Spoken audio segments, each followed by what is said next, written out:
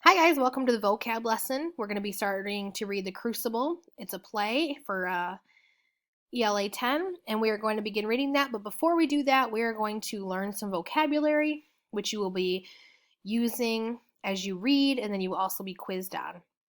Each act, we will look at different vocabulary words. Practicing vocabulary helps us grow our language for the SAT and also in general for sounding smart when you talk. So what's going to happen in this video is I'm going to tell you the definitions, which are over here. I'll explain them a little more so they make sense.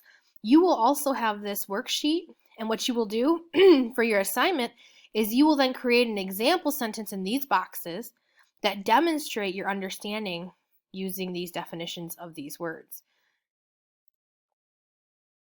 So let's get started. The first word is abomination. Abomination is a thing that causes disgust or hatred. So something like abortion would be considered an abomination for some people. Now, you may not use the sentences that I say as your sentences for your assignment. Just figured I'd put that out there. The next word is conjured. Conjured means to call upon a spirit of ghosts to appear by means of magical ritual or magic ritual. So if you've seen the movie The Conjuring, what it means is basically to conjure up spirits or to conjure up ghosts.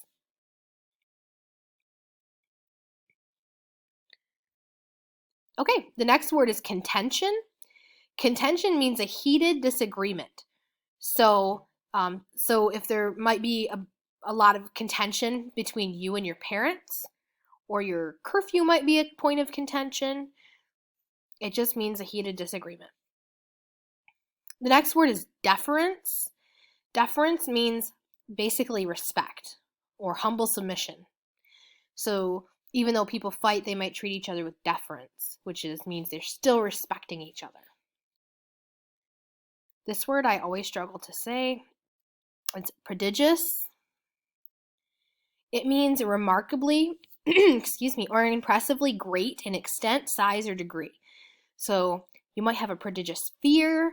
That would be one way you could use it. You might have a prodigious assignment. The next word is innate. It means natural or inborn.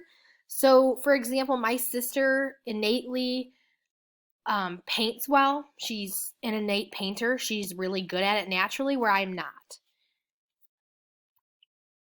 The next word is paradox. So it's something that seems really weird or absurd or self-contradictory, but actually when you think about it, it makes sense. Okay, so a paradox. Licentious, it means promiscuous and unprincipled in sexual matters. It just means in a sexy or sexual way. Why would I use this word? Well, because it makes sense with the Puritan culture. The Puritan culture is very much against women and against any kind of sexual nature. It's very pure. Women are thought to be very sexualized, and therefore they are taken over by the devil to tempt men. So licentious is the word that does come up in our play that we're going to read. Vindictive. It means having or showing a strong, unreasoning desire for revenge or evil. So to be vindictive. So these are your words, your vocab words for Act 1. You will now go ahead and go to the assignment, and you will show me that you know the word definitions by using it properly in a sentence and turning that in on Google Classroom. All right, guys, have a great day.